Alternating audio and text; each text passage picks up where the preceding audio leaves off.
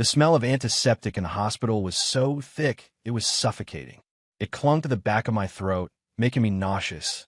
Sophia Miller sat across from me, her face pale, but her eyes were unnervingly calm, as still and lifeless as a stagnant pool.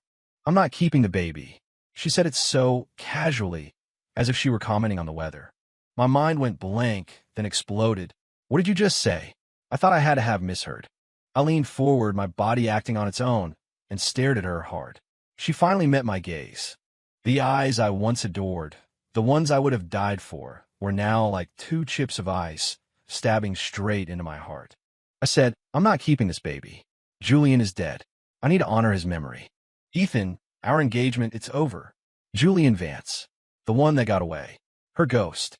The name she kept buried so deep in her heart, she never dared to speak it." I felt the blood rush to my head, a frantic pounding starting in my temples. "Sophia, are you insane? That's our child. She's due in a few months. And you're just going to throw her away? For a dead man?" My voice was trembling, every word forced through clenched teeth. She smiled, a sad, pitying smile, as if looking at a foolish child throwing a tantrum. "Ethan, you don't understand. You could never understand what Julian and I had. I can't carry your child while I'm mourning him. So you're going to kill my child instead?" I was so angry I could only laugh, a harsh, ragged sound. My chest heaved, and I could barely breathe. "It's not killing. It's my choice," she corrected me, her voice cold. "My mind is made up. The procedure is scheduled for tomorrow. I'm just telling you as a courtesy." A courtesy? What a goddamn courtesy. I looked at her delicate, cruel face, and a chill shot up from the soles of my feet to the top of my skull. My entire body felt like it had been drenched in ice water. I once believed that my 3 years of pursuit, our 2 years of dating, could melt the glacier around her heart. I once believed that our wedding, the birth of our child, was the beginning of our happiness. Turns out, it was all just a story I told myself. In her heart, me, and our unborn child were worth less than a ghost. I took a deep breath, the smell of antiseptic burning my eyes, making them water. I stood up, towering over her. "Sophia." My voice was as cold and hard as steel, each syllable a hammer blow. "You're going to regret this." She looked away, out the window, her voice full of scorn. "The only thing I regret is not meeting Julian sooner." "Fine, just fine." Without another word, I turned and walked away. Every step felt like I was walking on broken glass. When I stepped out of the hospital, the sunlight was blinding, but I felt like I was trapped in a freezer. I pulled out my phone and called my mom. "Mom, the wedding is still on. Set me up on a date. As soon as possible. I only have one condition. She has to be willing to get married right away. I, Ethan Cole, would not put my life on hold for a woman who didn't love me." "You want to mourn your lost love, Sophia? Fine. Then you can watch just how happy my new life is going to be." My mom moved fast. Truth be told, she'd never been a fan of my holier-than-thou fiancé. The next afternoon, I was sitting in a coffee shop across from Chloe Davis. She wore a simple white sundress, her long hair falling over her shoulders.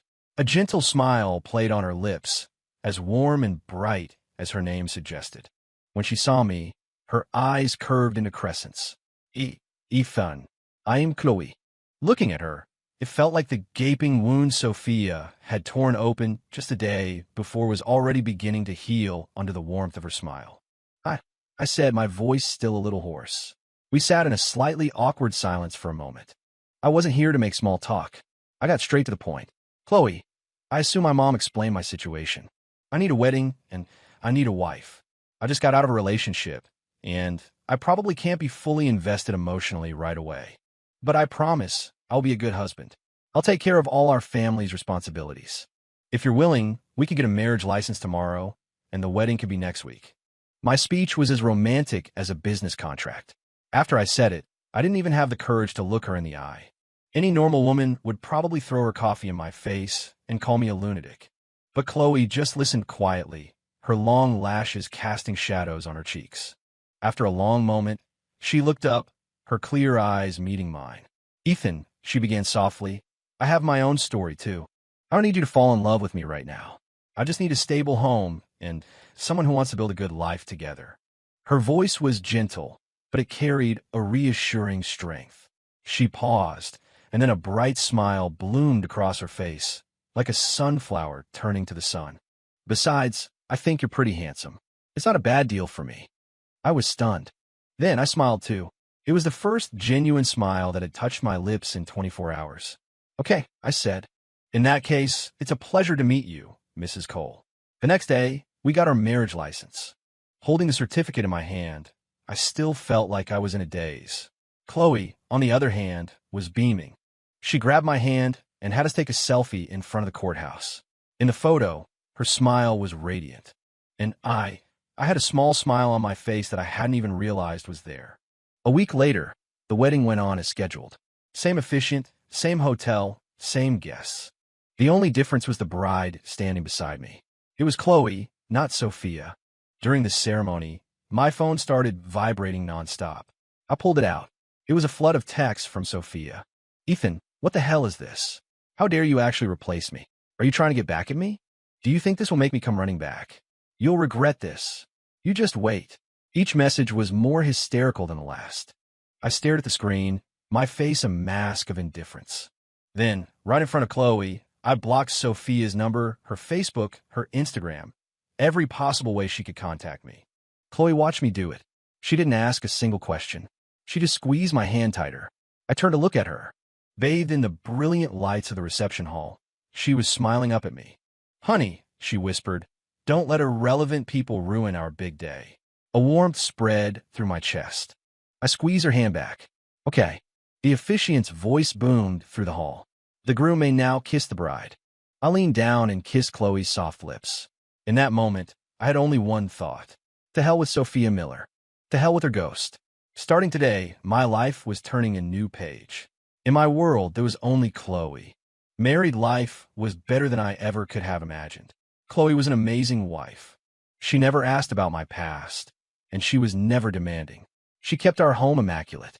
Every day when I came home from work, a hot, home-cooked meal was waiting for me.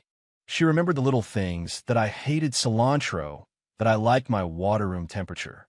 When I was exhausted, she would quietly hand me a cup of tea and sit beside me, watching her favorite TV shows. She was like a gentle spring breeze, slowly clearing away the storm clouds in my heart. We were like roommates, but also like old friends who had known each other for years. We respected each other, gave each other space, but in the small moments, we were full of affection and a quiet understanding. I thought it would take me a long time to get over the past. But with Chloe by my side, I realized the name Sophia came up less and less. The memory of her cold face began to blur. A year later, Chloe got pregnant. When she showed me the positive pregnancy test, her hands trembling slightly, I just stared for a long time. The last baby was lost on a cold operating table. I thought I'd be haunted by that. But when I saw the hope and nervousness in Chloe's eyes, all I felt was an overwhelming sense of joy and tenderness. I stepped forward and pulled her into a tight embrace. Thank you, honey.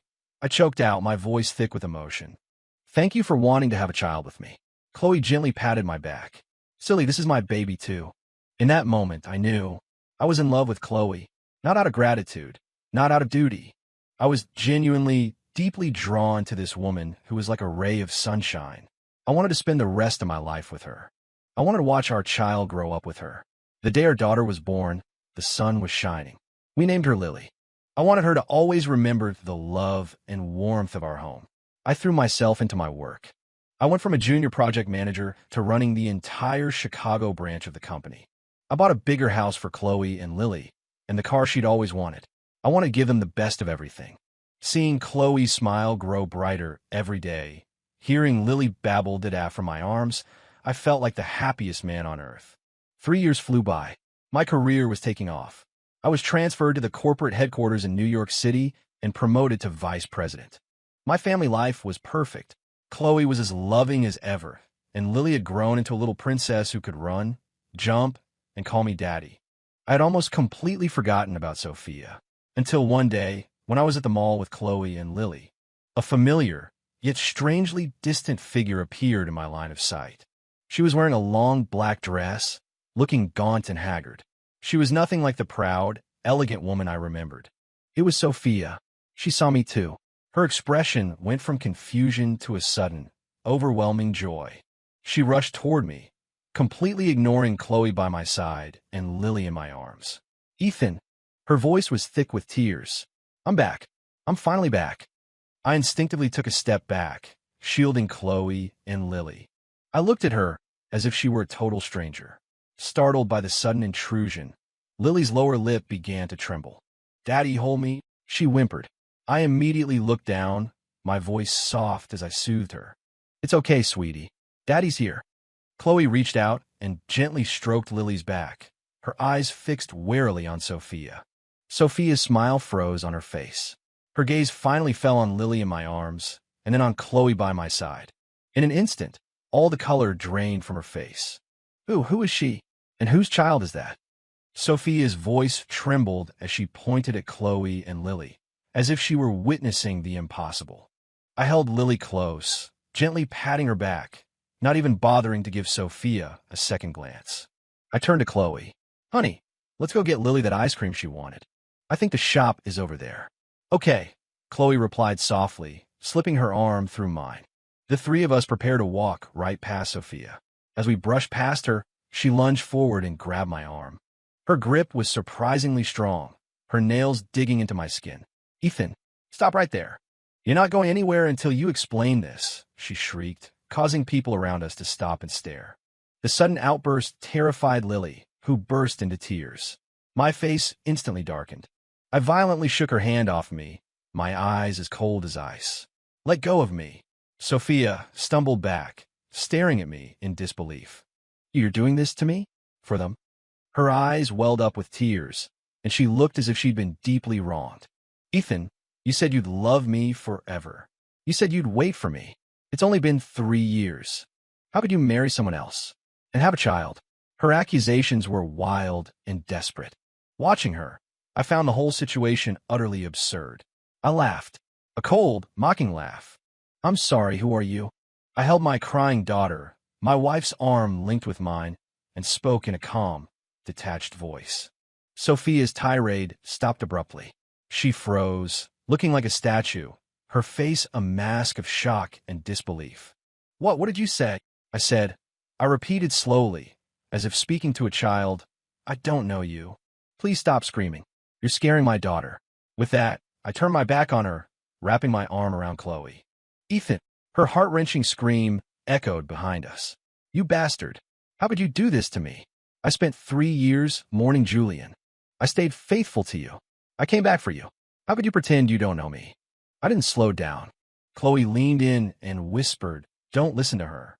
Let's just go home. I nodded, quickening my pace. Lily was still sobbing in my arms. I kissed her little cheek, my heart aching for her. It's okay, Lilybug. Daddy's here. Let's go get you a treat. Behind us, Sophia's cries and curses faded into the distance, swallowed by the noise of them all. My life was no longer a stage she could just walk onto whenever she pleased. Her idea of profound love and loyalty was nothing more than a self-directed joke to me. My world was full of sunshine and warmth, and she was still stuck 3 years in the past on a cold, rainy day, clinging to a tombstone and living in a fantasy. Pathetic and sad. I had hoped the encounter of them all would be a one-off incident. Clearly, I had underestimated Sophia's obsessive nature. Starting the next day, my phone was bombarded with calls from unknown numbers. When I answered, it was her voice choked with tears, throwing accusations and insults at me. Ethan, why are you being so cruel? What's so great about that woman? What does she have that I don't? Have you forgotten everything we had? You liar. I answered twice, then stopped. Unknown numbers were immediately rejected.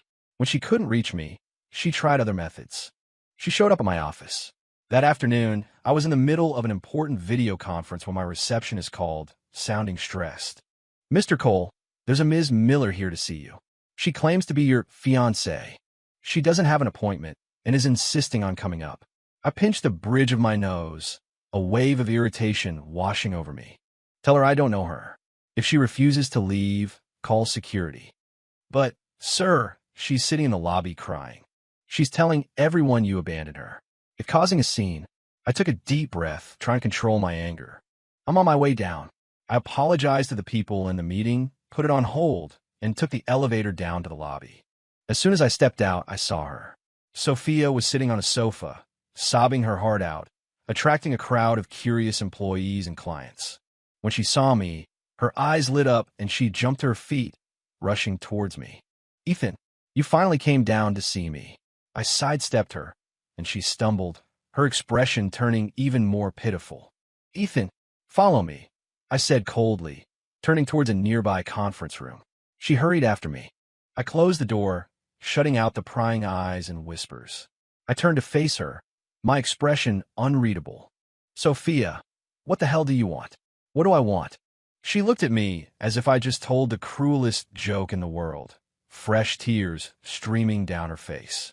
"Ethan, I should be asking you that. Why are you doing this to me? I'm back now. We should be together again."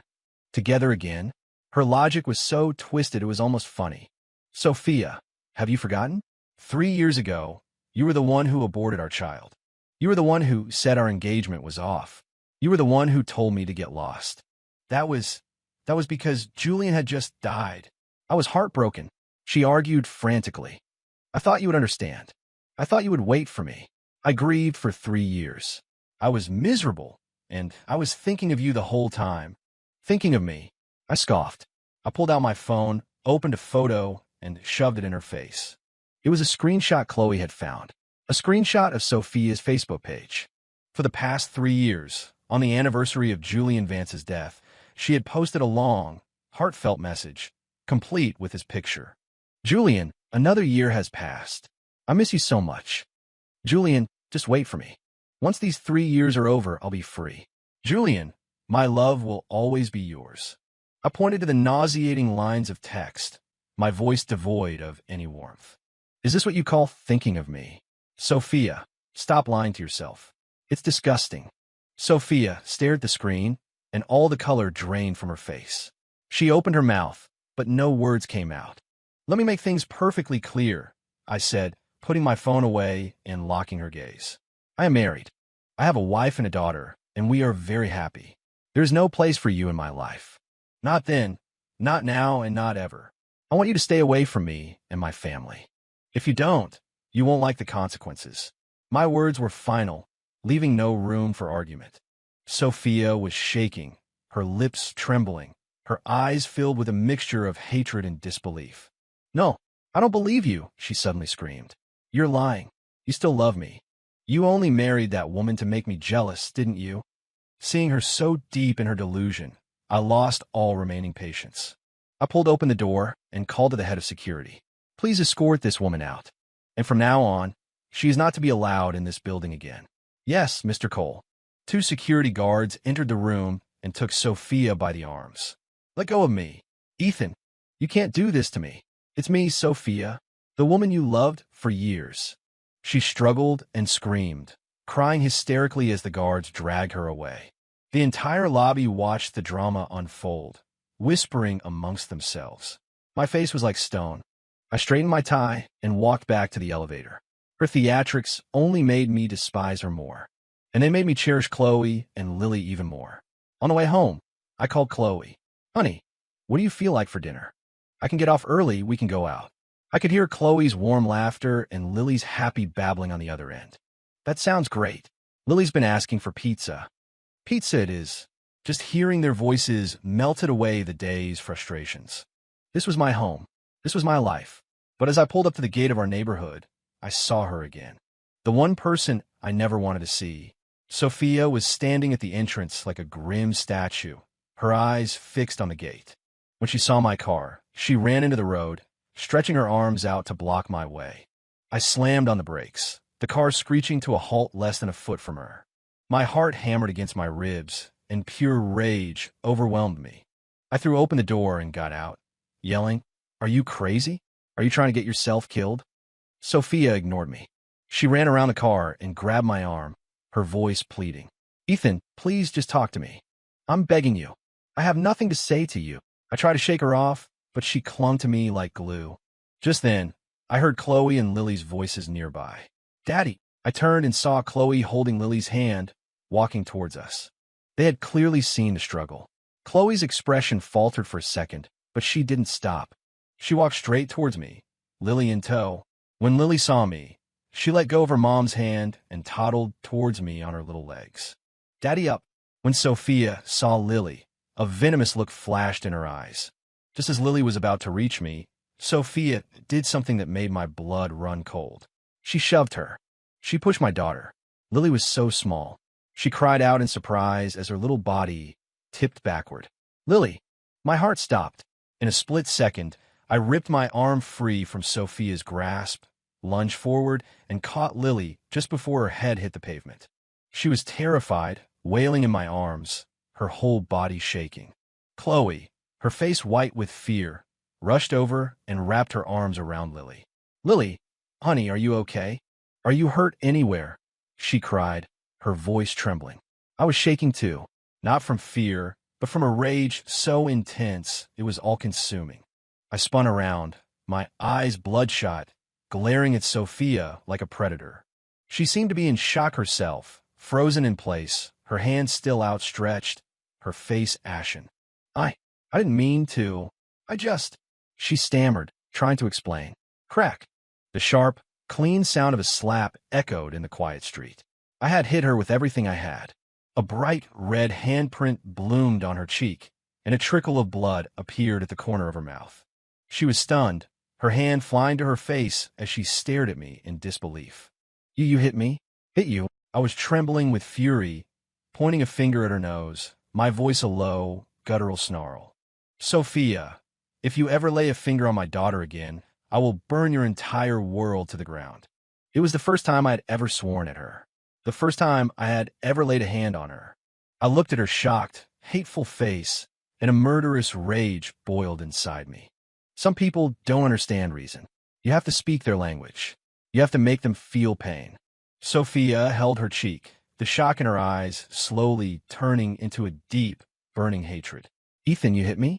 For that woman and her brat? She shrieked, her voice cracking with hysteria. Have you forgotten that I'm the love of your life? Did you forget you promised to love me forever? The love of my life?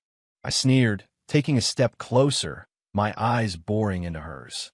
The love of my life is my wife, Chloe, and my daughter, Lily. As for you, I paused, a cold smile twisting my lips. You're nothing. You, Sophia, was shaking with rage, and she raised her hand to strike me. I caught her wrist in a vice grip, squeezing until she cried out in pain. Sophia, I'm warning you. This is the last time, I said, my voice low and menacing. If I ever see you near my family again, it won't be just a slap. I threw her hand back at her, and she stumbled, hitting the community gate behind her. I didn't give her another look. I walked back to Chloe, who was still trying to soothe the crying Lily. Honey, Lily, let's go home. I took Lily from Chloe's arms, whispering comforting words to her. Chloe's eyes were red. She looked at me, her face full of fear and worry. Ethan, it's okay. I cut her off, giving her a reassuring look. I'll handle it. The three of us walked into our neighborhood, leaving Sophia and her venomous glare behind. Back home, it took a long time to calm Lily down before she finally fell asleep in Chloe's arms. Looking at my daughter's peaceful face, a wave of fear washed over me again. If I had been a second slower, the thought was unbearable. Chloe sat beside me, taking my hand. Ethan, this can't go on. She's unhinged. I nodded, a ruthless glint in my eye. I know. Some people won't give up until you've completely crushed their hope. I took out my phone and made a call to my assistant. I need you to run a background check. Sophia Miller and her family's business. I want every detail you can find, especially on her parents' company. I need it in my inbox by tomorrow morning. After I hung up, Chloe looked at me, worried. What are you going to do? I squeezed her hand. Well, I should have done a long time ago. With people like her, you can't reason, you can't argue. The only way to deal with them is to use absolute power to destroy everything they rely on, everything they're proud of. 3 years ago, I was just a project manager with no power or influence. The Miller family looked down on me, thinking I wasn't good enough for their daughter. Sophia thought I couldn't give her the life she wanted. But now, I was the vice president of a publicly traded company. The resources and connections I had were something the Millers could only dream of. If she wanted to push me, then I was going to show her what real power looked like. I was going to show her the true meaning of regret. It all happened faster than I expected. That afternoon, I got a call from an unknown number. As soon as I answered, an angry, middle-aged man's voice yelled through the phone. "Is this Ethan Cole? This is Sophia's father. What did you say to Mr. Henderson? Why did he suddenly terminate our contract?" It was Mr. Miller. I held the phone away from my ear, my voice calm. "Mr. Miller, I think you're mistaken. Business decisions are Mr. Henderson's to make. It has nothing to do with me." "Bullshit," he roared. "Henderson told me everything. It was your order. Ethan, you ungrateful snake. My daughter must have been blind to ever fall for you." "Oh," I chuckled softly. "Mr. Miller, weren't you the one who thought I was too poor for her and forced her to break up with me? Why the change of heart?" He was speechless for a moment, then his anger returned. Don't you dare twist my words. I'm telling you, you get Henderson to reinstate our contract right now, or you'll be sorry." "Is that so?" My voice turned cold. "I'll be waiting, but let me give you a piece of advice. Control your daughter. If she bothers my family again, your contract with Henderson won't be the only thing you lose." I hung up. I could picture Mr. Miller on the other end, red-faced and furious. But this wasn't enough. I wanted his whole family to feel fear. Over the next few days, I called in a few favors. Soon, every company that worked with Miller Construction was pulling their contracts. Citing a new risk assessment, their bank refused their loan application and demanded immediate repayment of their existing debts. Suddenly, the Miller family business was under siege, on the brink of collapse. That evening, I was playing with Lily in the living room when the doorbell rang. Chloe went to get it. Standing on our doorstep were Sophia and her parents. All three of them looked terrible. Mr. and Mrs. Miller, in particular, looked like they had aged 10 years. The arrogance they had shown me before was completely gone. "Ethan," Mr. Miller saw me and managed a pained smile. "Can we come in and talk?" I said nothing, just stared at them coldly. Chloe stood in the doorway, blocking their path. "You can say what you need to say out here. My daughter is about to go to bed." The moment Mrs. Miller saw Chloe, her eyes turned red. "It's you, you little homewrecker. If it weren't for you, our Sophia and Ethan would still be together." "Mom," Sophia hissed, pulling at her arm. Chloe's face hardened. "Ma'am, I suggest you watch your tone. Ethan and I are legally married. Your daughter is the one trying to break up a home." Mrs. Miller was speechless with rage. Mr. Miller quickly grabbed his wife's arm and turned to me, his voice pleading.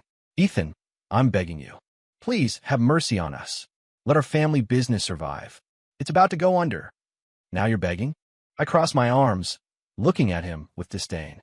"Have you forgotten how you treated me back then?" Mr. Miller's face flushed. I was blind. I was wrong.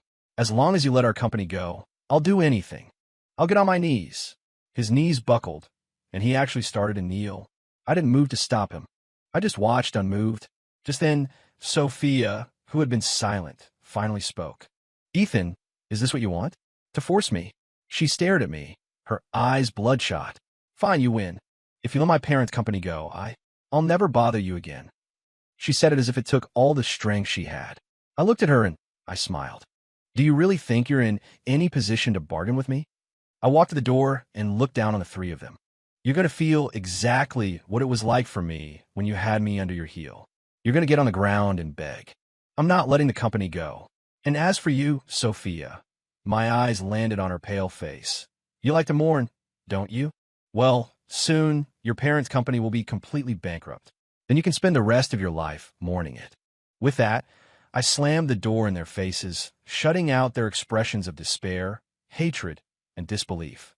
Outside the door, there was a moment of dead silence. Then, Mrs. Miller's shrill cries and curses erupted. "Ethan, you monster! You'll rot in hell for this. Open the door. Open this door right now." Mr. Miller's desperate pleas and pounding on the door joined the chorus. "Ethan, Mr. Cole, please, just give us one more chance. I'm begging you."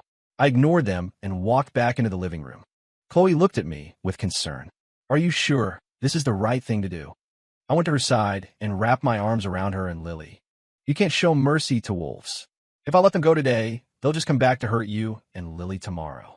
I leaned down and kissed Lily's forehead. "I will never let anyone harm my family." Chloe said nothing more, just rested her head on my shoulder. The noise outside continued for a long time before finally dying down as neighborhood security escorted them away. I knew this was just the beginning. Sophia's retaliation was coming, and it came just as I expected. The next day, articles and posts started appearing online. The headlines were sensational.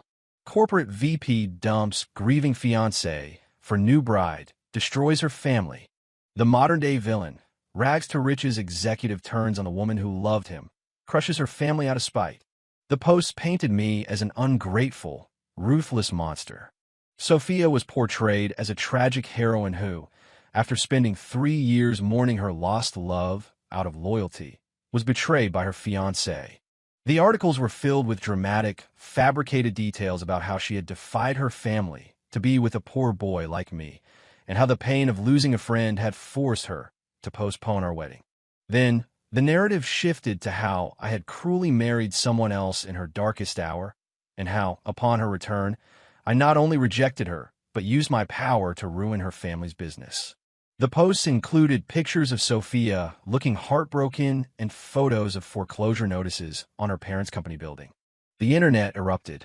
People who didn't know the full story began to attack me viciously online. My company's stock price took a hit. The board of directors called me, urging me to handle my personal affairs quickly before they further damaged the company's reputation. Chloe saw the news and was shaking with rage.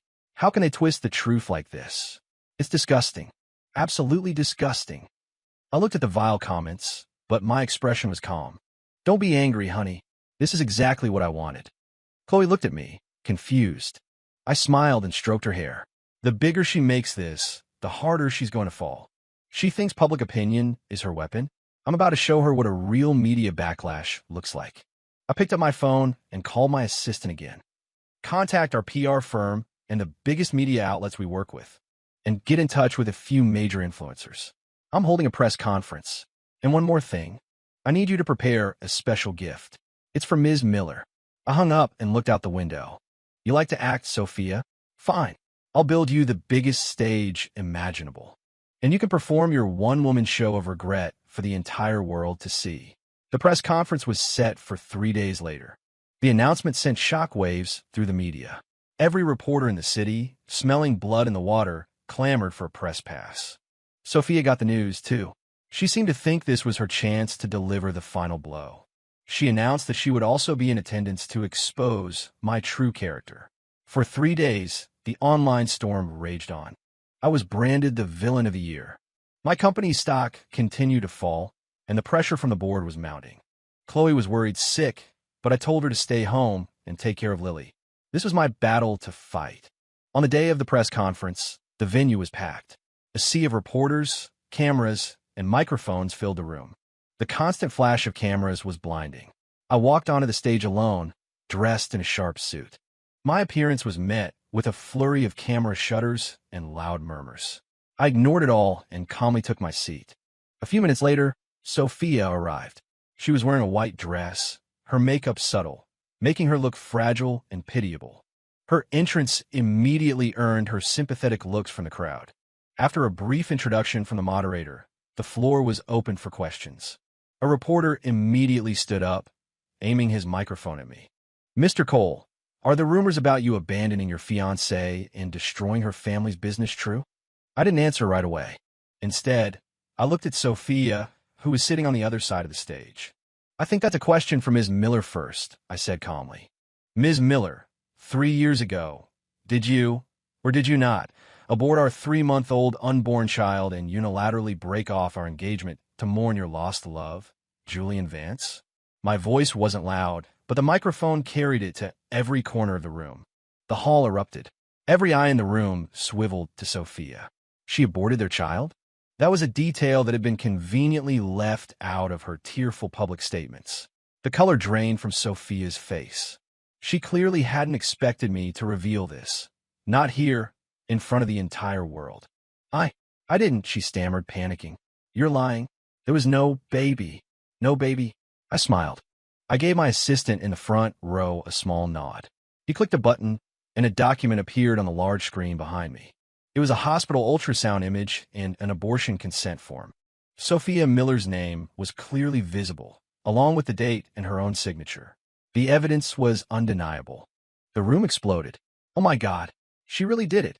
That's cold-blooded. She killed her own child for a dead guy. And she was playing the victim this whole time? What a monster.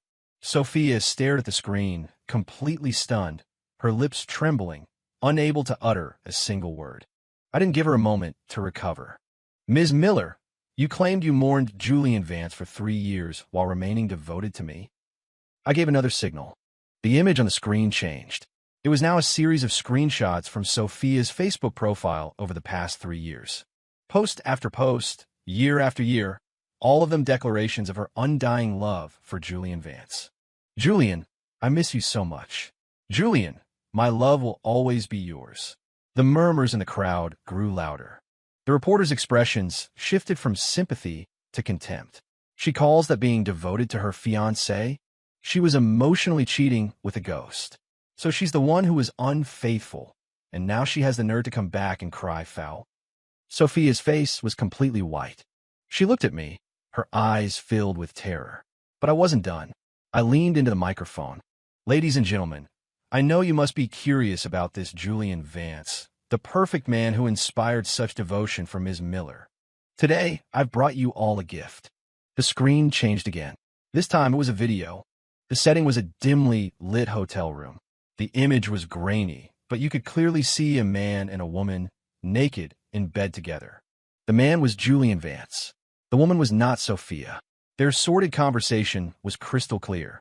Julian, I thought you said you were in love with that naive little princess, Sophia.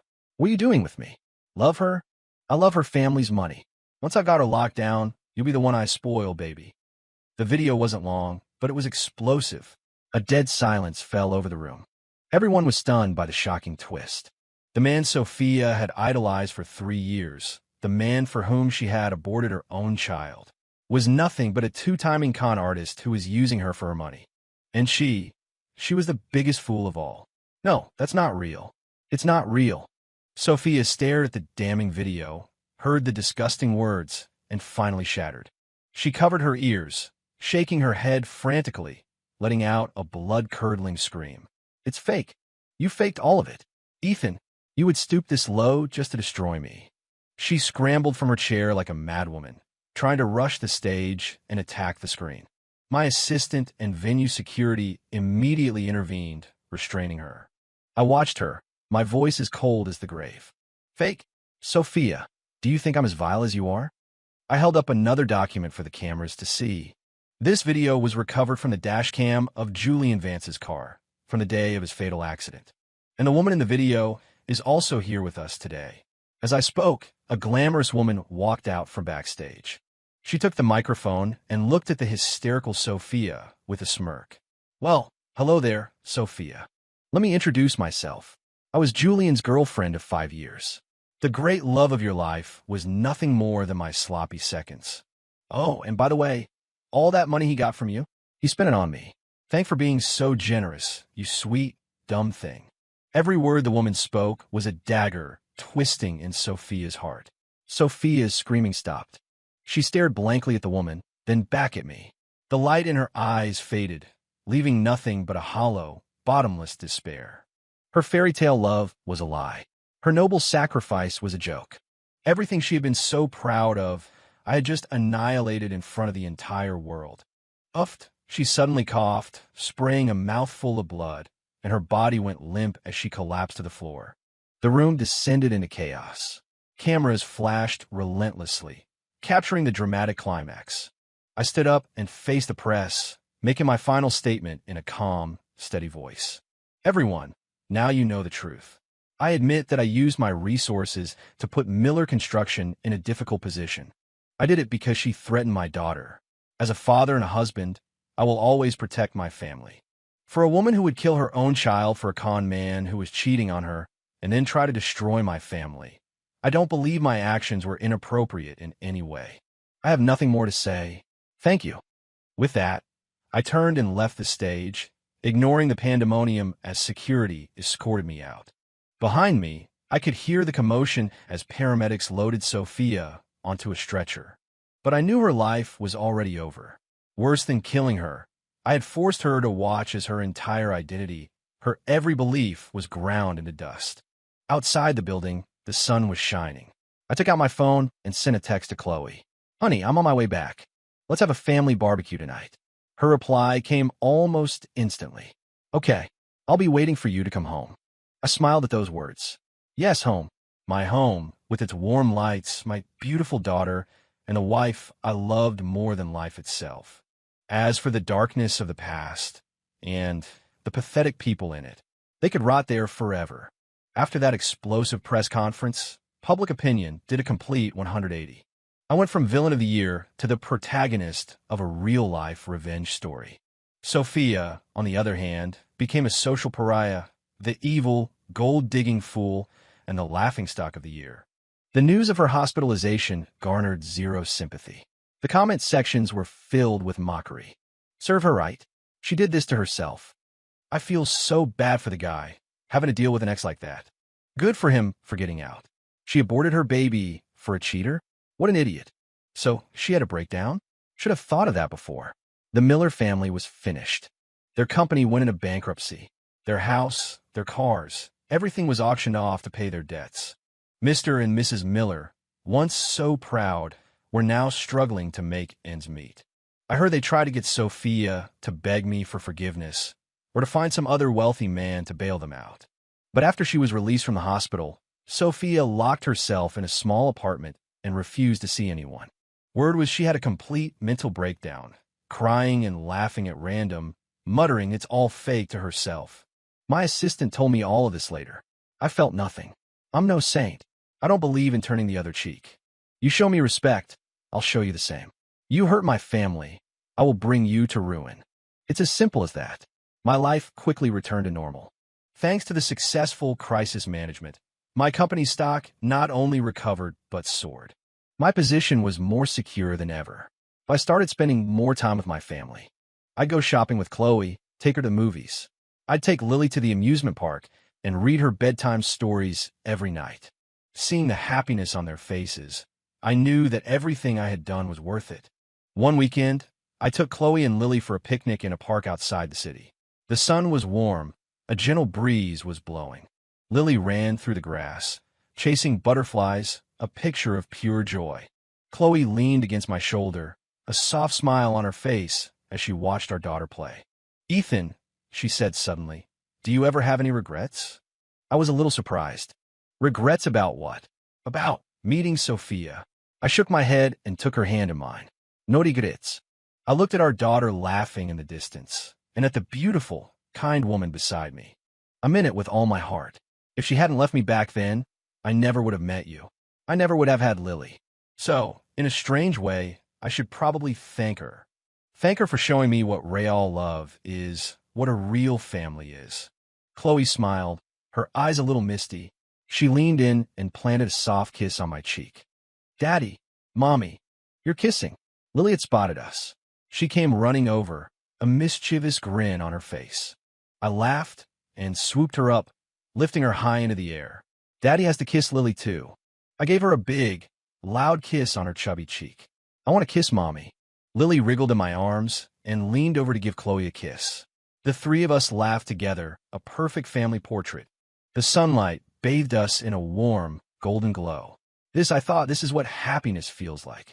Life flowed on like a calm river, the storm long past. Another 2 years went by in the blink of an eye. Lily started kindergarten, a smart and beautiful little girl. Chloe went back to work in an interior design firm, doing what she loved, and she radiated confidence. And I was promoted to CEO. We moved into a bigger house in the suburbs with a beautiful garden, where Chloe planted rows of sunflowers. In the summer, they were a sea of gold, as bright as her smile. Our life was quiet, peaceful, and happy. The name Sophia Miller had long since faded from our conversations. Until one evening, I was attending a business gala. At the hotel entrance, I saw a familiar figure. She was wearing a cheap-looking pantsuit, her hair pulled back in a messy bun. Her heavy makeup couldn't hide the exhaustion and bitterness on her face. She was holding the car door open for a portly, middle-aged man, a fawning, desperate smile plastered on her face. It was Sophia. I recognized the man. He was the CEO of another company, with a reputation for being a lecher. When the man saw me, his eyes lit up and he hurried over. Ethan, what a pleasure to see you. I nodded at him, my gaze falling on Sophia, who was standing behind him. She saw me too. For a second, the smile froze on her face. A look of panic and shame flashed in her eyes, and she tried to shrink behind the man. The man noticed my glance and wrapped a possessive arm around Sophia's waist, showing her off like a trophy. "Ethan, let me introduce you. This is my new assistant, Sophia." "Not bad, huh?" I looked at Sophia's pale face, at the humiliation and numbness in her eyes. I felt no satisfaction, only a profound indifference. This was the path she had chosen. I coolly withdrew my gaze and said to the man, "Mr. Harrison, I have to get inside." "Good to see you." I walked into the hotel without giving Sophia another glance. As I passed, I heard her whisper my name, a sound so faint it was almost carried away by the wind. "Ethan." I didn't stop. There was nothing left to say. Her life, whether it was tragic or joyful, was no longer any of my concern. All I knew was that after this boring party, I was going home. Home, where the people I loved were waiting for me. The gala was as dull as I expected. I made the rounds, shook some hands, and left early. The moon was bright on the drive home. For some reason, the image of Sophia's servile, desperate face popped into my head. I thought I had completely forgotten her, but seeing her again brought a strange, complicated feeling. Life is a funny thing. One wrong turn can lead you down a path you can never come back from. If she hadn't made that choice back then, if I had never met Chloe, what would our lives look like now? But there are no what-ifs in this world. When I got home, the living room light was still on. Chloe was curled up on the sofa in her pajamas, a book resting in her lap. Her head was nodding.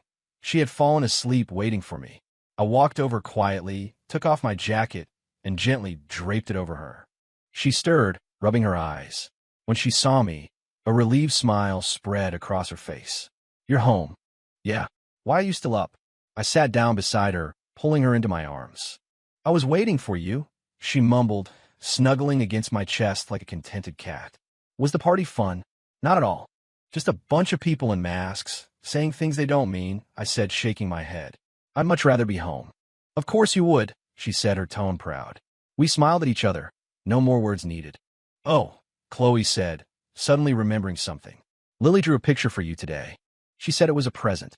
She reached under the coffee table and pulled out a piece of paper. On it were 3 stick figures holding hands. A tall daddy, a pretty mommy, and a little girl with pigtails. In the background were golden sunflowers and a beautiful house. In the top right corner, in shaky, childish letters, were the words, "I love Mommy and Daddy." I stared at the drawing, a warmth spreading through my chest, my eyes starting to sting. This was my whole world. I leaned down and pressed a long, deep kiss to Chloe's forehead. "Thank you, honey." "For what?" "For giving me a home." Chloe smiled and wrapped her arms around my neck, holding me tight. "Silly, this is my home, too." Outside, the moonlight was soft and silver. Inside, the light was warm and gentle. I had found my answer. All the drama and heartache of the past was just that, the past. All that mattered now was holding onto the hand of the woman in my arms and walking with her through this long, beautiful life. Many more years passed. Lily graduated from college, built her own career, and found someone she loved. Chloe and I reached retirement age. We sold the big house in the city and bought a small cottage in the countryside with a yard. I spent my days gardening, and Chloe took up her paintbrushes again. Our life was simple, quiet, and filled with a deep, abiding happiness. One day, Lily came to visit. She had a strange look on her face as she told me something. "Dad, I saw someone at the hospital a few days ago." "Who?" "Sophia Miller." The name, buried for so long, made me pause for a second before I felt a sense of release. "What about her?" "She's really sick. She was all alone. No one was there with her." "It was pretty sad," Lily said with a sigh. "I heard from one of the nurses that she's had a rough life.